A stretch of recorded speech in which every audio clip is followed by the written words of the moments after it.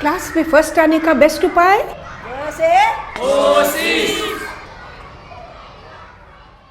Hello बच्चों, अगर मैं आपसे पूछती हूँ कि आपके पास वेल्थ क्या है, आपकी पूंजी क्या है, धनराशि क्या है, तो आप क्या बोलोगे? आप अपने बैंक बैलेंस के बारे में सोचोगे, आप अपने घर के बारे में सोचोगे, आपके पास ज़मीन जायदाद है उसके बारे में सोचोगे, कुछ पशुधन है उसके बारे में सोचोगे, टू व्हीलर है, फोर व्हीलर है, जो भी है उसके बारे में सोचोगे।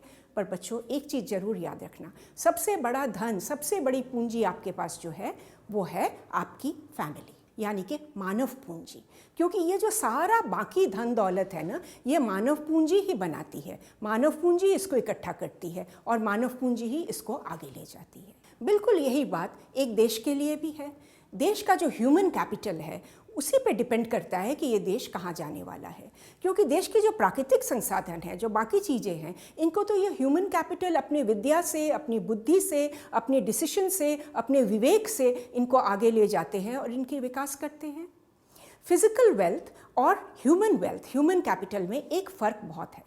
फिजिकल वेल्थ ना धीरे धीरे खराब हो जाता है, पर ह्यूमन वेल्थ, अगर हम कुछ चीज़ें, जानकारी पुरानी हो जाती हैं तो हम नई जानकारी ले लेते हैं और हम फिर आगे बढ़ने लगते हैं। ये ह्यूमन कैपिटल का एक बहुत बड़ी खासियत है। दूसरी खासियत यह है कि जो आपकी फिजिकल वेल्थ है, आपकी जो ज़मीन है, वो तो उसी जगह पे रहेगी, पर ह्यूमन वेल्थ एक जगह से दूसरी जगह आराम से जा सकती है। आज आप दिल्ली में काम कर रहे हो, कल आपको लगेगा मुझे बॉम्बे जाना है तो आप बॉम्बे चले जा सकते हो, परसों आप बोलोगे लंदन जाना है, क्यों नहीं, वहाँ भी जा सकते हो।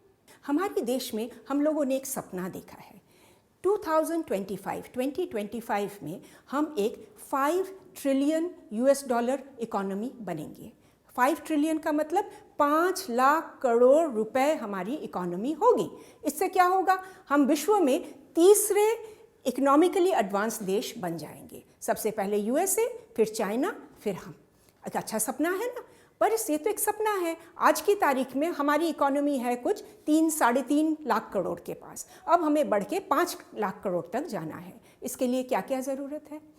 जो मानव पूंजी हमारी है, इसको किस तरह से हम बेहतर से बेहतर बनाएं ताकि ये सपना साकार हो। मानव पूंजी को शिक्षित होना ज़रूरी है, मानव पूंजी का अच्छे स्वास्थ्य होना ज़रूरी है, उनके लिए जो रहने की जगह वगैरह, ये सारी चीज़ें बहुत ज़रूरी है। 4 नंबर पे है प्रशिक्षण।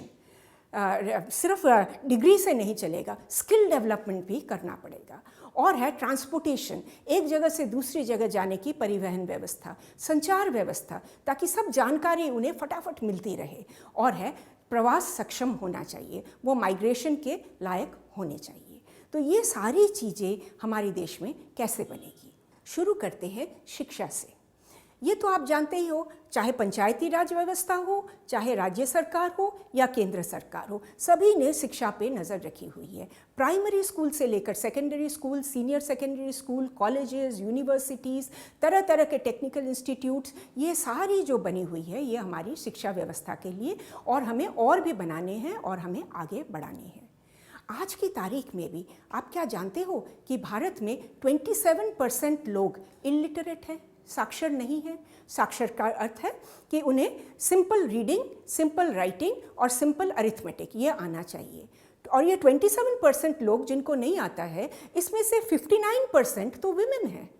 तो एक लैंगिक जो असमानता है, इसके तरफ भी हमें नज़र डालना है, क्योंकि कई बार लड़कियों को स्कूल से जल्दी निकाल लिया जाता है।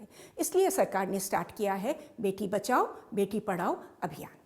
तो ये जो सारे स्कूल्स, कॉलेजेस, यूनिवर्सिटीज़ हैं, इनकी गुणवत्ता, इनकी जो मानक है, इसको कौन कंट्रोल करता है? इसके लिए है all India council of technical education, और है national council of education research and training NCERT, और है यूनिवर्सिटी ग्रांट्स कमीशन, विश्वविद्यालय अनुदान आयोग। ये सारी विश्वविद्यालयों पे नज़र रखती है और जिनके कामकाज अच्छे होते हैं, क्वालिटी हाई है, इनको वो ज़्यादा से ज़्यादा अनुदान देती है। पर केवल शिक्षा से काम चल जाएगा? बिल्कुल नहीं, क्योंकि आज की तारीख में भी देखा गया है, इन आंकड़ों को आप देखो, चाहे ग्रामीण क्षेत्र हो या शहरी क्षेत्र हो, बहुत सारे ग्रेजुएट्स, बहुत सारे स्नातक आज भी बेरोजगार हैं। क्यों बेरोजगार है? शिक्षित तो हैं, इसलिए कि उनके पास जॉब के लिए स्किल्स नहीं है, उनके वो जो प्रशिक्षण ज़रूरी है, कुशलता के लिए जो प्रशिक्षण ज़रूरी है, वो इनके पास नहीं है। इसके लिए आज भारत में कई सारे प्रशिक्षण इंस्टीट्यूट्स, टेक्निकल ट्रेनिंग इंस्टीट्यूट्स बन गई हैं जो स्किल डेवलपमेंट करती हैं। ये तो एक तरीका है। एक और तरीका है कि कई कंपनी वो जो लोगों को लेती हैं उनको वो एक सुपरवाइज़र या एक कुशल कार्यकर्ता के साथ काम करने बोलती हैं कि उनको देख देख कर वो सीख जाए, ऑन द जॉब ट्रेनिंग उनकी हो जाए। तो ये भी एक और बहुत ज़रूरी पार्ट है कि प्रशिक्षण होना और कुशलता का प्रशिक्षण होना ये बहुत ज़रूरी है।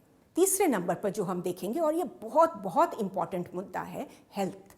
स्वास्थ्य अगर अच्छा ना हो तो जितना भी शिक्षित ह्यूमन कैपिटल हो वो क्या कर लेंगे। और ये स्वास्थ्य व्यवस्थाएं अच्छे करने के लिए हमें बहुत सारे इंफ्रास्ट्रक्चर की ज़रूरत है, प्राइमरी हेल्थ सेंटर से लेकर बड़े बड़े हॉस्पिटल तक। साथ साथ हमें ज़रूरत है डॉक्टर्स की, नर्सेस की, इसलिए मेडिकल कॉलेज और नर्सिंग इंस्टीट्यूट्स की भी ज़रूरत है। और इन सब के लिए आज हमारे देश में आप देखोगे सरकारी अस्पताल जैसे हैं वैसे निजी हॉस्पिटल्स भी खुल गई हैं, सरकारी कॉलेजेस जैसी हैं वैसे निजी कॉलेजेस भी खुल गई हैं। और इन सब को देख रेख करते हैं ICMR, Indian council of medical research, और नेशनल मेडिकल काउंसिल। इसको आप जरूर याद रखना।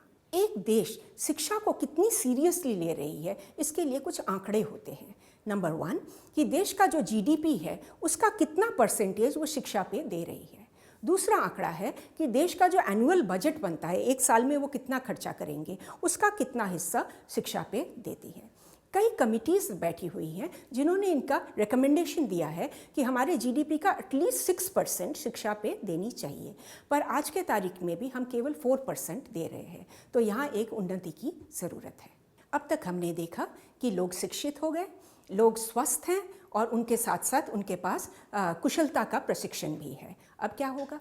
अब उनकी जानकारी चाहिए कि हमारे देश में कहाँ कहाँ या विदेश में कहाँ कहाँ रोज़गार के अपॉर्चुनिटीज़ हैं और वहाँ वो कैसे जा सकते हैं। इसलिए ज़रूरत है परिवहन व्यवस्था, इसलिए ज़रूरत है संचार व्यवस्था, और इसलिए ज़रूरत है प्रवास कायम होना कि लोग माइग्रेट करके जा सके और वहाँ खुशहाली से अपनी ज़िंदगी बिता सके।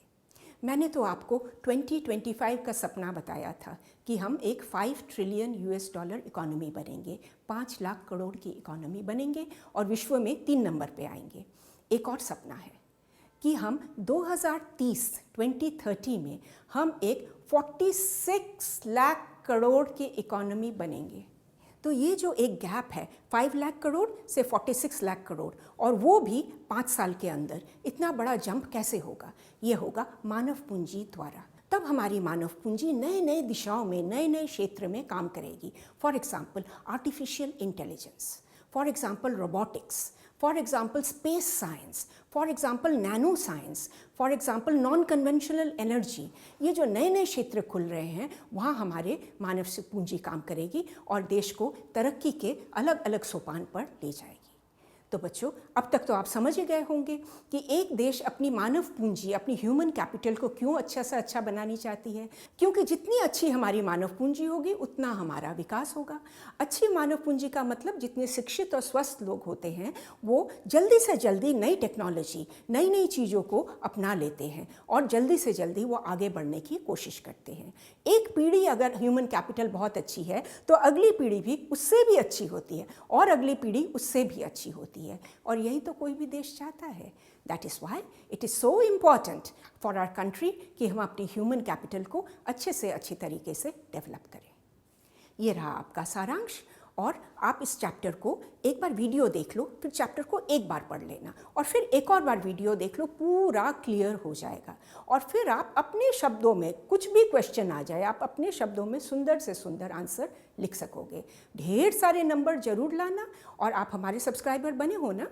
नहीं बने हो तो ये सब्सक्राइब, फिर बेल, फिर ऑल, तीनों बटन दबा दो। अपने आप हर वीक एक वीडियो आपके फ़ोन पे पहुंच जाएगा। देखते रहो।